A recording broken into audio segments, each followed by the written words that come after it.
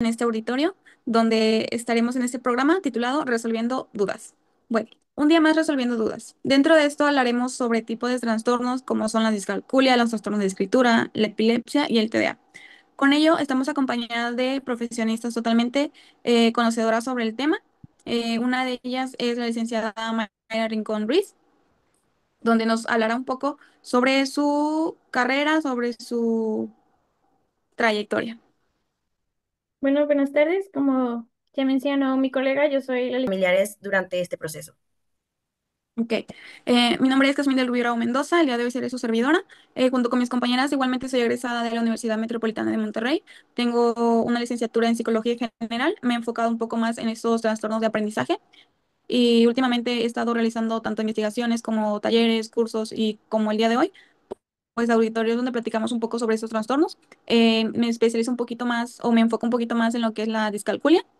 Y bueno, el objetivo de esta reunión el día de hoy es poder resolver sus dudas, las preguntas que tengan relacionado pues a estos tipos de trastornos para darles una respuesta un poquito más clara, más asertiva y al tener pues una preparación académica adecuada, añadiendo que cada una tiene aproximadamente más de 5 años de experiencia, pues esperamos que podamos resolver las dudas que por ahí surgen en el hogar. La dinámica es que pueden ir enviando sus preguntitas a través de las redes sociales y nosotros vamos a ir leyendo proyectando y a su vez dándole respuesta.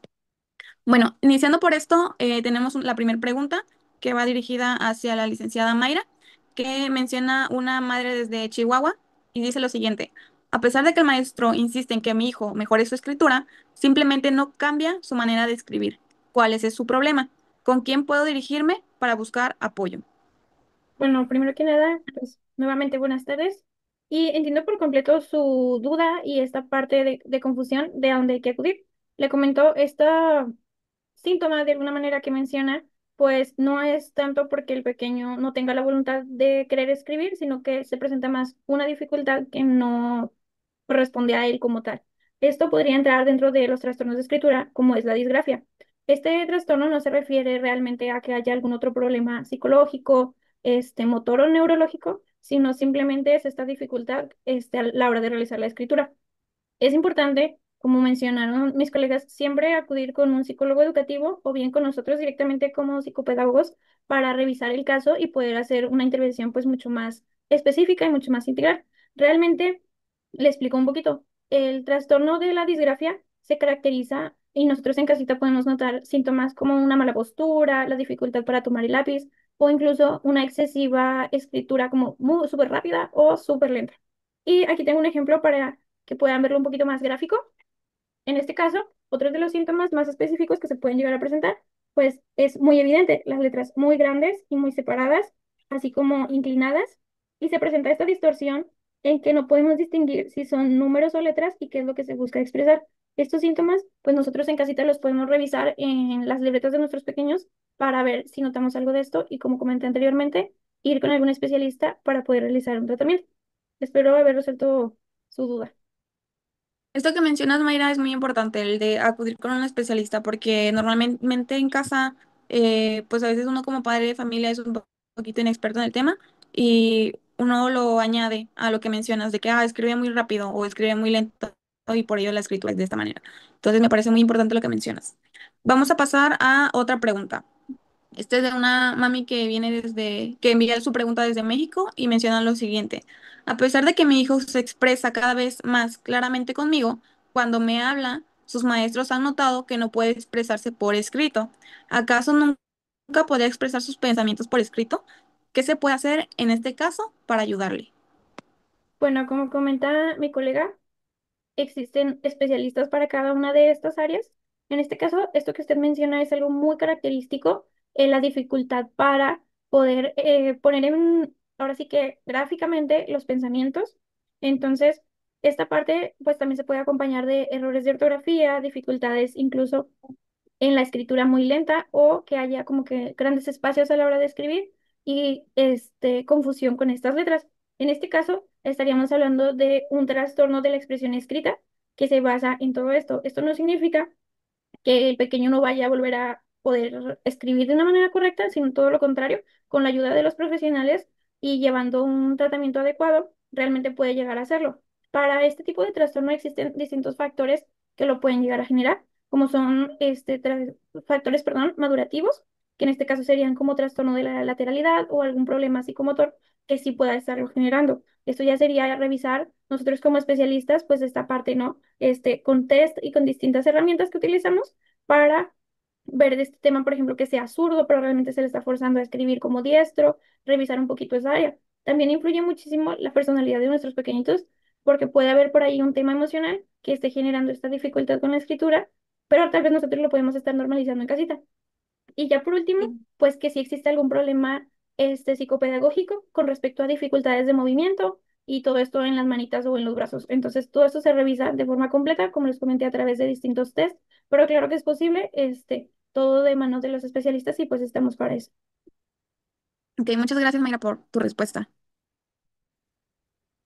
Y bueno, por ahí, otra de las preguntitas que me surgen bastante, y creo que en este caso no se ha mencionado, es respecto a la ortografía. Esto también se considera dentro de los trastornos de la escritura, ya que algunas mamis me escriben por ahí como, no, que mi hijo escribe bien, pero por más que lo corrijo, le faltan los acentos, le faltan los puntos y todo esto. Esto puede llegar a ser normal dependiendo de la edad de nuestro pequeñito, ya que la escritura es parte del desarrollo que se debe de llevar a cabo educativamente. Sin embargo, ya si se presenta una dificultad mucho más seria, podríamos estar hablando, como el mismo nombre nos lo dice, de trastornos en la ortografía, que sería la disortografía. En este caso, se presentan de dos niveles. El nivel más leve, pues es como mencioné ahorita, solamente la omisión de algún punto, alguna coma por ahí, algún acento. Y si estamos hablando de algo más grave, pues ya sería esta parte de que se omitan letras o se agreguen letras a las palabras que no corresponden, incluso que se confundan unas letras por otras. Y esto ya tiene que ver un poquito más con la dificultad que puede tener el pequeño para relacionar el fonema con el grafema. ¿A qué me refiero con esto? A que el sonido que nosotros emitimos al mencionar la letra no lo puede relacionar a la hora de escribir la letra. Entonces, esto es lo que atendemos nosotros en consultorio y como comenté antes, pues estamos a sus órdenes. Ok, gracias, Mayra. Bueno, buenas tardes. A raíz de esto, de igual forma, las preguntas que nos enviaron ahora serán enfocadas más en la discalculia, las cuales estas nos ayudará a resolver las dudas de las mamis que nos mandaron estas preguntas mi compañera, la licenciada Rubí. Una de las primeras preguntas, la cual menciona es, mi hijo batalla demasiado con las matemáticas y me preocupa que tenga algún problema en su inteligencia. ¿Será por esto menos inteligente en su vida? ¿A qué se debe a que batalle tanto con las matemáticas? Ok, muy bien. Justamente como lo mencionabas, Dani, esto, o probablemente estemos hablando sobre un problema en cuanto a la discalculia. Mira, yo leí un artículo que mencionaba donde la Discourse en 1974 eh, mostró el término de discalculia por primera vez y le especificó más que nada como una perturbación. ¿Una perturbación en qué? Pues en este aspecto que es matemático, donde él destacaba su heredabilidad y más que nada su afectación. En cuanto a ello, y lo atribuyó más que nada a lo que es una base cerebral. Hoy en día sabemos que la discalculia pues es un trastorno que afecta a esta capacidad de comprensión pues matemática, aritmética, donde más que nada se puede tener una dificultad en lo que son las sumas, las restas, las multiplicaciones y las divisiones. Más que nada, esto es importante mencionar que no se debe de acuerdo a un retraso mental ni por una escolaridad que sea deficiente o inadecuada, porque en muchas ocasiones nosotros lo atribuimos pues a este aspecto que también va mucho de la mano con lo que mencionabas al principio acerca de su inteligencia. Y no, o sea, el aspecto de que tú tengas una dificultad o este trastorno de discalculia no significa que el niño sea menos inteligente o que vaya a ser menos inteligente o que afecte justamente en cuanto a su inteligencia. Y respecto a esto, pues hay artículos que justamente mencionan que incluso los niños que presentan trastornos de discalculia han destacado en otras áreas, en otras ramas. Entonces, pues en esto que me preguntas, realmente no, o sea, no tiene algún problema en cuanto a su inteligencia y no es que vaya a ser menos inteligente, simplemente que se enfoca en un área, en un apartado y en este caso, pues es la matemática. Ok, muchas gracias. Es como tú mencionas, más que nada no es el hecho ni que los niños sean flojos o realmente no quieran aprender, sino que es realmente algo que se les dificulta. Sí, Otra, justamente como mencionas esto, son realmente pues comentarios que se hacen de manera errónea, de manera cotidiana, que también va de la mano con el tema de la licenciada Mayra, donde mencionaba que la escritura rápida o la escritura lenta, en este caso en la discalculia lo enfoca mucho a que no le gustan las matemáticas, a que les aburre, a que no les interesa. o simplemente pues que tienen flojera de realizarlo. O en ocasiones también se les atribuye pues por parte del docente de que el docente no les explica a lo mejor de la manera adecuada. Obviamente sin saber o identificar que pues están presentando un trastorno donde necesitan pues un método de enseñanza pues enfocado a lo que es esto como estrategias. Ok, muchas gracias. Bueno, la siguiente pregunta nos las manda una mami de Oaxaca, la cual nos pregunta cómo se le puede ayudar a un niño que padece discalculia y en todo caso, nosotros como padres, ¿qué podemos hacer para apoyarlo? Ok, justamente lo que te mencionaba ahorita, es importante saber que tanto en el campo psicológico como neurológico y pedagógico, pues se han hecho o elaborado este tipo de estrategias que han sido un poquito más innovadoras a comparación de hace tiempo, ¿verdad? Donde más que nada se buscan estos recursos psicopedagógicos para que el niño o el infante pues pueda aprender y esta estrategia sea idónea y se enfoque en lo que se tenga que enfocar. Más que nada también motivando, incentivando y ayudando al mejoramiento del aprendizaje. También es importante, más que nada, identificar el área de deficiencia dentro de la discalculia, porque la discalculia se puede clasificar en tanto destrezas. Pueden ser lingüísticas, destrezas de percepción, destrezas de matemática o destrezas de atención. Entonces es importante que también se acuda con un psicólogo que le permita identificar en qué destreza a lo mejor está teniendo una deficiencia para que se enfoque en esta manera. Y por ejemplo, como padres podemos ayudar en el aspecto de que brindemos herramientas, justamente esas herramientas y recursos que faciliten e incentiven este aprendizaje. Por ejemplo, pueden ser actividades tanto lúdicas como juegos de mesa en las que involucren, por ejemplo, fichas, bloques o actividades donde tengas que contar objetos, donde tengas que contar colores, eh, por ejemplo, muñecos, figuras, igual donde tengas que repartir cantidades. Esto obviamente enfocado a lo que es la matemática, pero como mencioné, buscando esta estrategia de aprendizaje que sea más creativa, más llamativa y que faciliten pues el aprendizaje. Ok, muchas gracias. Es como tú lo mencionas, más que nada usar actividades que puedan ser un poco más llamativas para el infante, Ujú. y más que nada el apoyo de los padres, porque hay algunos padres que realmente no les brindan la atención que realmente deben de tener. Cambiando de tema, pasando el tema, nos mandaron una siguiente pregunta que viene más enfocada en el TDAH, igual dirigida para mi compañera, la licenciada Rubí, en el cual una mami que viene desde Chiapas nos menciona que me han dicho que si el niño o niña tiene TDAH, el ejercicio intenso le ayudará a calmarse. ¿Debería inscribir a mi hijo en algún deporte? Ok, muy bien. Justamente esta pregunta que mencionas acerca de nos ayudará a calmarse. Efectivamente, el ejercicio regular, no tanto intenso. El ejercicio regular puede ayudar mucho a esta eh, concentración, mejora la concentración, la atención, justamente a esta calma que mencionas y más que nada el control de impulsos que se llega a tener con el TDAH. Y pues más que nada que destaca mucho en personas pues con este trastorno. O sea, es muy beneficioso. Hay estudios que mencionan ello para cualquier tipo de niño, e incluso pues para un adulto. Pero sí, enfocado en el TDAH es muy importante. Hay un instituto, el Instituto Children Min, que justamente realizó una investigación donde mencionaba que esto que te menciono justamente, donde es importante que al menos media hora del día se dedique a que el niño haga ejercicio ya que pues le puede ayudar específicamente también a niños más pequeños. Y pues como te mencioné, o sea, les ayuda a concentrarse mejor, a sentirse mejor, a sacar o tener esta catarsis de impulsos incluso, donde pues se mencionan actividades o ejercicios como lo que es la natación, el atletismo, las artes marciales, incluso pues la gimnasia, que pues sí realmente favorecen mucho en esta parte.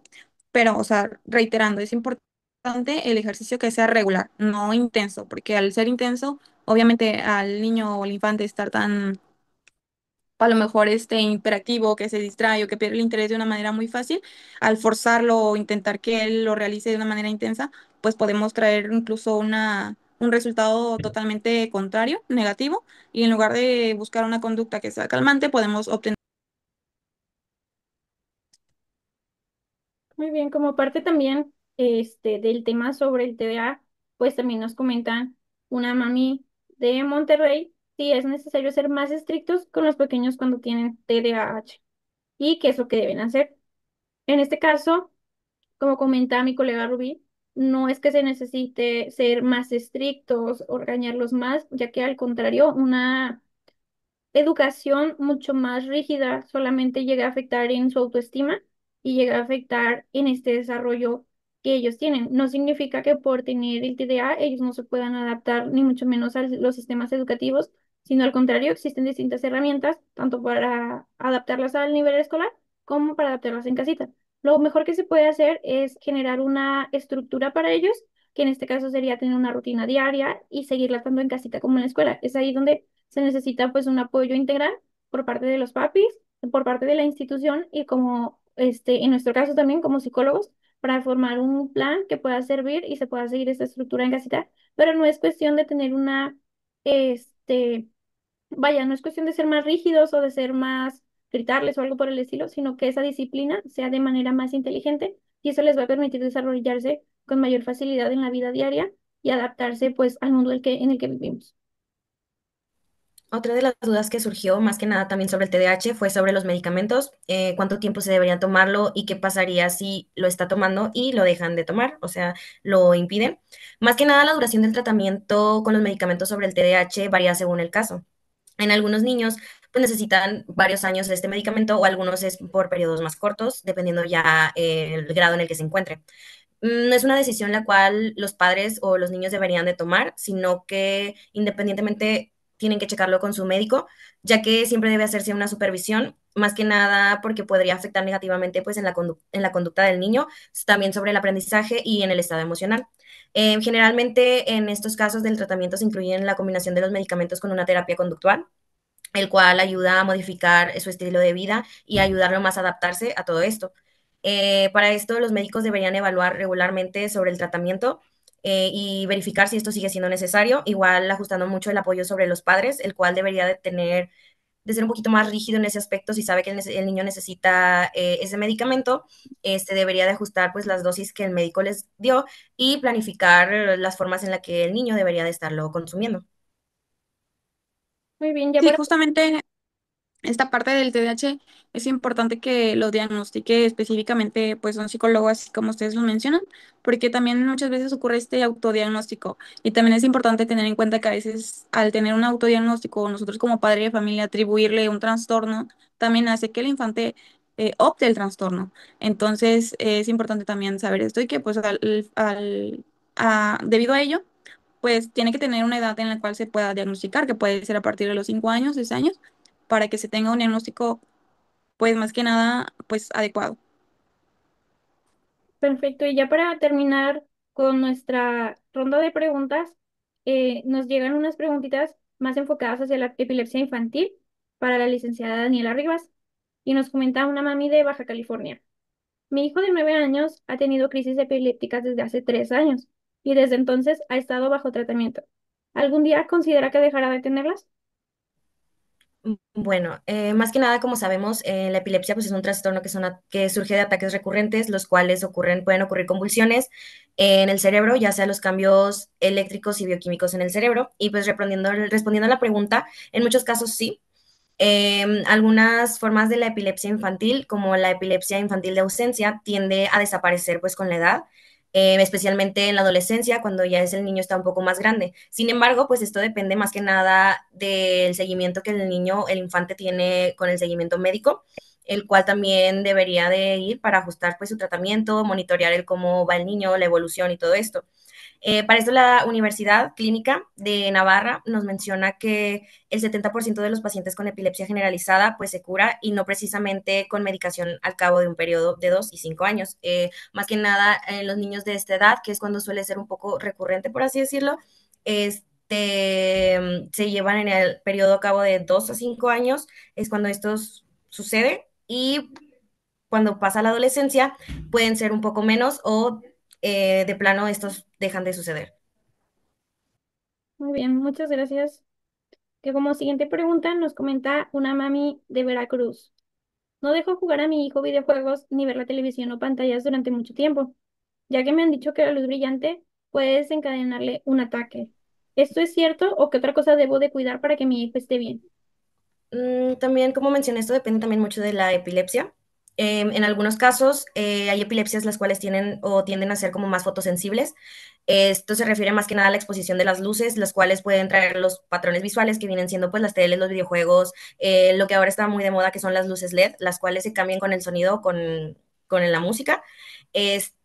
Aunque esto representa unos casos muy pequeños, sin embargo, sí se ha confirmado que este puede llegar a afectar en el diagnóstico, más que nada que sí puede llegar a ocurrir estos tipos de epilepsias, ya que es recomendable más que nada que se eviten estos tipos de luces, estos tipos de videojuegos, porque puede llegar a ser un estímulo muy evidente o muy fuerte para el infante. Más que nada, si no llega a haber fotosensibilidad, pues no es necesario tener mm, tanto alcance de ese aspecto. No es necesario restringirlo por completo, pero más que nada sí estar como en una supervisión, porque esto puede recurrir de un momento a otro. Igual se sugiere que esto se utilice de una manera más moderada en la que el niño pueda llegar a utilizar o verificar cuáles son los videojuegos que el niño suele utilizar y si estas crisis se han presentado cuando esto pasa. Además del cuidado de las pantallas, pues es fundamental para asegurarse de que el niño pues, pueda dormir bien, porque como sabemos, estas epilepsias también pueden llegar a suceder gracias a que los niños no duermen bien o se les olvidan sus medicamentos y podemos también, otro factor que implica mucho esto es el hecho de el estrés extremo. Como sabemos, claramente los niños cuando juegan algún videojuego o algo se pueden llegar a estresar, haciendo que esto pues obviamente les genere una convulsión o puedan alterarse. De igual forma, algo que también se lo puede provocar pues son las fiebres altas y más que nada para esto hay que tener una rutina más saludable y más estable, llegar a tener un control tanto de las pantallas como de las luces y pues verificar si esto es un detonante hacia las epilepsias que puede llegar a tener el niño. Muchas gracias por su respuesta, licenciada Daniela. Y por último, nos pregunta una mami de Chihuahua. ¿Debo disciplinar a mi hijo de la misma forma que a sus hermanos? Pues realmente sí, porque no es un problema el cual tiene que afectar en ese aspecto, pero los niños sí tienen que, pues claramente como ya mencioné, tener algún límite y algunas disciplinas las cuales tienen que ser un poco más específicas para que el niño no se muestre o no vaya a ser algún detonante que pueda hacer que el niño presente una epilepsia. Más que nada adaptándolo a su edad y a su desarrollo y el tipo de epilepsia que éste pueda llegar a tener. También es importante el no sobrecargarlos ni sobreexprimirlos de responsabilidades o no estar, como por así decirlo, muy encima de ellos, no, ya que esto puede llegar a afectar más que nada a su autoestima, en el hecho de que porque yo tengo que tener más cuidados que mi hermano cuando se supone que somos iguales. Pero de igual forma, como ya mencioné, obviamente se tienen que tener ciertos cuidados. La disciplina, obviamente, centrada más que nada en el respeto y la comprensión de que el niño, el infante, puede llegar a presentar un tipo de convulsión o un tipo de epilepsia en alguno de los momentos. De igual forma, mencionarle o comentarle que él sepa más que nada su diagnóstico para que él entienda el por qué lo pueden llegar a hacer, pero respondiendo ya más, un poquito mejor la pregunta, realmente sí, se puede llegar a tratar de la misma forma que sus hermanos, solo que con ciertos cuidados y no sobreexigiéndolos o sobreprotegiéndolos. Muchas gracias, licenciada Dani. Y bueno, con esto terminamos nuestra ronda de preguntas. Quiero agradecer a mis colegas por acompañarme en esta ocasión y por compartir pues todos sus conocimientos. Como aclaración y reafirmación, por favor, siempre consulten a un especialista. Recuerden que toda la información que les hemos dado el día de hoy pues es principalmente basada en artículos científicos, en estudios realmente profesionales y es muy importante no autodiagnosticar a los pequeños, sino más bien, como ya comenté, acudir con un especialista. Les agradezco mucho su tiempo y esperemos vernos en otra ocasión. Gracias, Mara. Igual, muchas gracias por la invitación y esperamos poder haber respondido las preguntas de una manera adecuada, que aquellos que estén en casa tengan un poquito más de esta aclaración en cuanto a sus dudas. Y pues como dices, o sea, es muy importante que no se autodiagnostique, que realmente acudan a un psicólogo y que pues que se busquen estrategias que sean necesarias para tanto la identificación pues como un mejor manejo de estos tipos de trastornos. Gracias, Mayra. De igual forma, muchas gracias por tomarse el tiempo de mandarnos las preguntas y esperemos que, como mencionó mi compañera, el haber resuelto todas sus dudas y pues esto es todo por hoy. Muchas gracias. Nos vemos.